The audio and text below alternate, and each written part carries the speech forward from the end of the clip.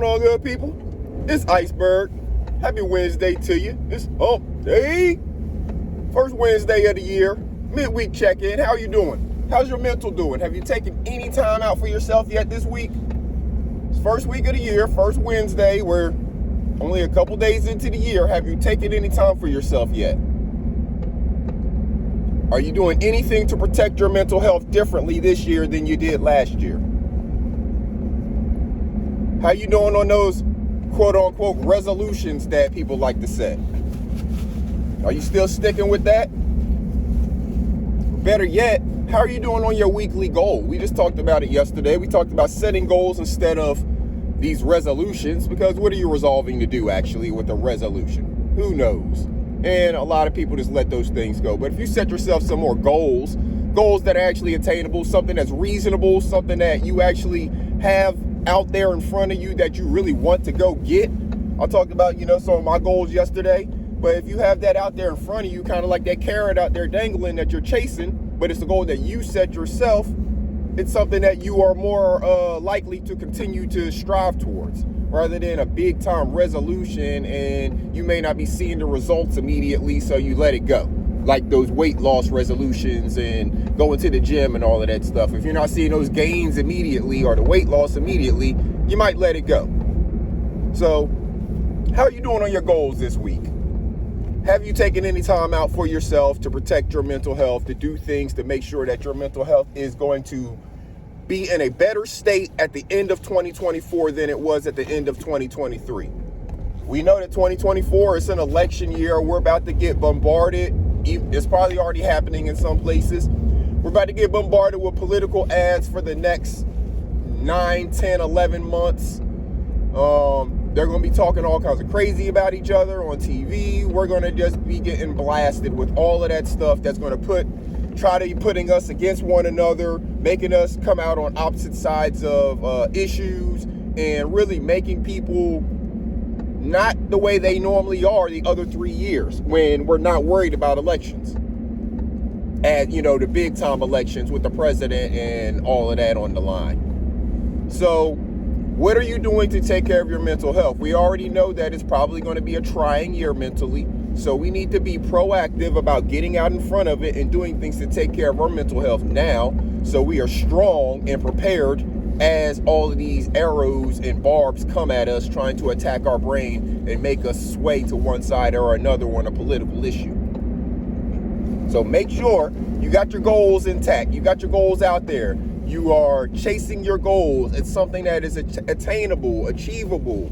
It makes sense for you. You're not setting a goal that is not realistic and hasn't even been done by somebody before, and that's your only goal you have out there. No, you got goals that are weekly goals, monthly goals, maybe a quarterly goal, maybe a yearly goal. You set different levels of goals, and as you accomplish those goals, you set new goals for that level again. So if you have a weekly goal or a monthly goal, once you accomplish that goal, you set a new weekly goal or monthly goal. And speaking on the goals, one of the things that you have to make sure you do with some of them, not all of them, but with some of your goals, you're going to need to have a little bit of assistance, let's say, to make sure that you stay on track. So what you have to do is put your goal out there in the ether. You have to speak it. You have to put it out there where it can be heard. And more importantly, you have to put it out there to the right people or the right person, so you have an accountability partner.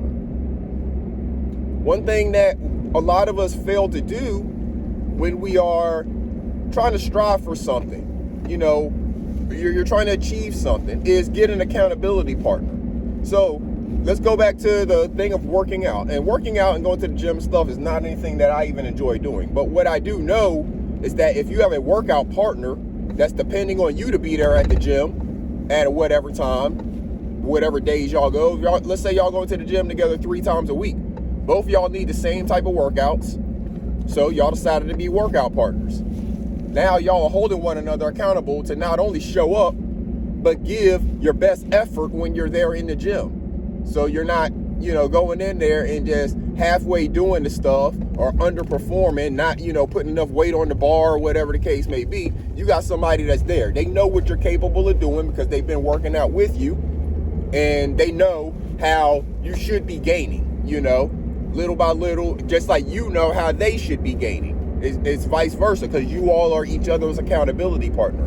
Well, with all of the goals and stuff that we set for ourselves, all of the different life goals, sometimes we need an accountability partner. It can be whoever you choose, but it needs to be someone who will actually hold you accountable and won't be afraid of hurting your feelings, and you won't get offended when they say something to you because you've fallen off the wagon for whatever it is you're trying to be accountable for. Again, let's take another kind of one of the extreme examples. Somebody who is suffering from addiction to, substance abuse, alcohol, let's just say alcohol addiction, right? And they're trying to kick it. They've gone through the programs and they're in rehab and stuff like that. And one of the things that person needs is people who will, number one, hold them accountable, but there's a way to do it.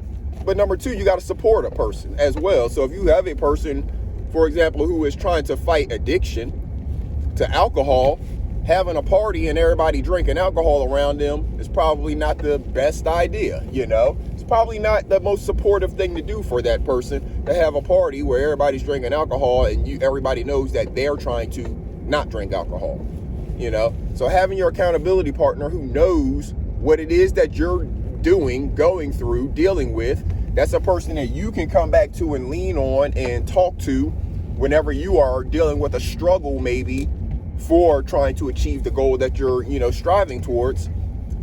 It's just good to have that person available. Number one, again, they're going to keep you on track. Whenever they see you swaying to one side or another or falling off the wagon, they can say something to you and pull you right back up on there before you get too far away and off your track. But that requires you, again, putting things out there in the ether. You have to speak your goals verbally, say it out loud so it can be heard. And then if you have an accountability partner, you have to stay accountable to them. So you have to keep them informed of what you have going on. Again, a lot of the goals that we work on, they're internal goals, they're self goals. So if you're going to keep it to yourself, that's fine. But if you have an accountability partner, you have to communicate with them what you're doing, what you're dealing with. How are you working on making yourself better? What is it that you're experiencing that may be causing setbacks? All of those different things is what the accountability partner is for. They're not there to judge you. They're there to hold you accountable to the things that you ask them to hold you accountable for. Again, remember, you're asking this person to be your accountability partner. They're doing you a favor. They're helping you out because they care about you and they want to see your success in whatever it is that you're striving to achieve. So you have to treat them as such. You can't, treat your accountability partner like they're a bad person because they're calling you out on your nonsense whenever you're getting off track. You ask them to do that and they're doing you a favor to keep you where you need to be. Now, if you are no longer chasing that goal and you don't want to be held accountable to that anymore, then you need to have that discussion with them. But it's important to have these people in your life for all of the different goals that you are working on and striving toward. It may be different people. It may be the same person for some. Like my wife, she's my accountability partner for a lot of things. Why? Because she spends the most time with me. She sees the things that I'm doing on a, regular basis. And a lot of the stuff that I need to be held accountable, for, she's one of the only people who will actually know enough about the situation or what I have going on to hold me accountable. But then there's also things like with work. My wife and I don't work in the same place, so I have to have accountability partners for some work projects at times. There's deadlines to meet and stuff like that. So if you're working on a group project, your group may be the ones that are holding you accountable because they need to get this in as well. But when you're setting your goals, make sure that you are, again, making sure they're goals that are attainable. You can achieve them. It's realistic. It's not, I want to start a YouTube page today and I want to have 1 million subscribers. That stuff only happens to a very random, a few people, You got to do something that goes viral and gets the 1 million thing. But even if you got 1 million views on a video, you're not going to get 1 million subscribers. You get 1 million views on a video, you might get 100,000 subscribers.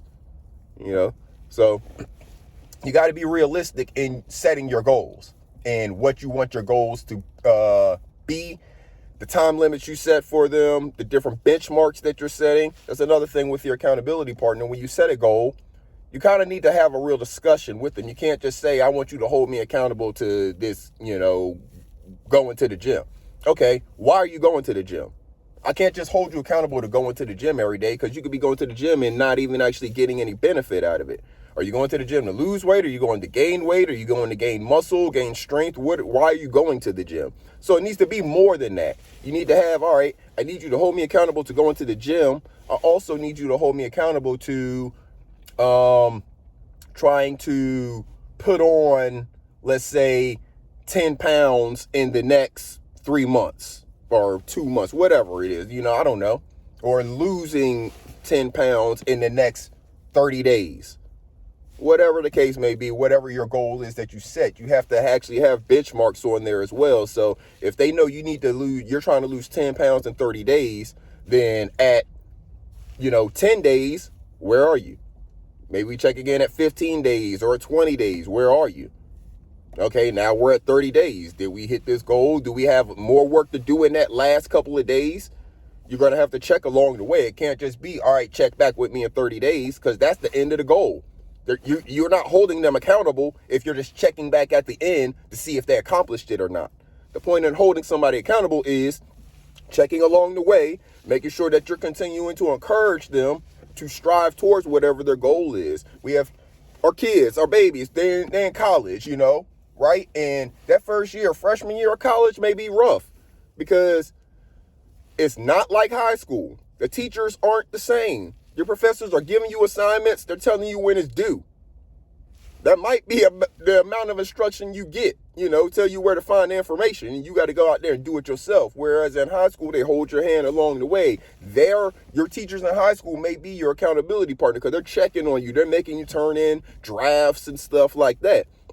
Your professor in college, a lot of times they're not looking for no drafts. They want to see the final product when it's due. You handle your drafts with your other classmates, your tutors, and people like that. They've given you an assignment. They've given you the syllabus. The syllabus tells you everything that's getting graded, how much it counts towards your grade, your final grade. Those are the things that you need to be worried about, and those are the things that the professor is going to be grading. So that's pretty much all they care about. Anything else in between is like other stuff, and it's on you to handle that stuff. So we have to make sure that whenever those babies are going to college for the first time, freshman year, maybe they moved away from home to go there, so they got to deal with that too. They don't have mama doing their laundry and making sure that they got something to eat and all that stuff. They have to take care of all of these adult things themselves for the first time. You got to make sure that you're encouraging them to stay the course with it. You have to make sure that you're explaining to them some of those differences before they even get there. So maybe if because not everybody who goes to college has a parent or somebody in their life who's gone to college before them. But for the ones who know, you have to explain to them that things are going to be different in that way. And then once they get there, even if they don't know when they get there, and even if you aren't a person who went to college, you can still encourage your college child to continue to persevere and push through what it is that they're experiencing in that freshman year, when, again, their professors are not really holding their hand through anything because they're dealing with a whole bunch of other stuff, and they don't even really know how to ask the questions properly, maybe, and stuff like that. So you got to continue to encourage them through that, and encourage them to make sure that they're reaching out to other sources and finding other people who are right there with them, other students, or maybe students who are grade or two ahead of them and have experienced that stuff, to help them with that stuff and maybe be their accountability partners right there locally with them, as opposed to you being their long distance accountability partner, which it is still important for you to do. You can have multiple accountability partners for any certain goal that you're working on or issue that you're dealing with. You can have multiple because you're going to have multiple experiences with that situation. Like I was saying, my wife is my accountability partner in most ways, but I also have some accountability partners for some of my work projects. So, and my wife could still be my accountability partner on that work project as well, along with the work person. So you see what I'm saying? You can have multiple accountability partners for one goal that you're striving towards. But make sure that you're putting your stuff out here in the ether, that you have your goals set for yourself weekly, monthly, quarterly, annually, however you're setting them up. 6 months, whatever it is that works best for you. Make sure that you set a goal that you can achieve in that time and that you're striving towards achieving. I'm going to get in here on the grind, good people. Y'all make sure y'all have a wonderful day. Make sure you are taking care of your mental health. Make sure you're educating these babies on how to take care of their mental health. Don't make them wait till they get 30, 40, 50 years old and then try to, then have to try to unpack that stuff.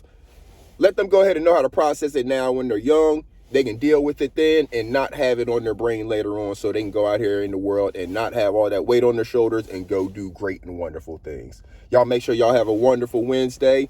And until next time, this is Iceberg. Salute.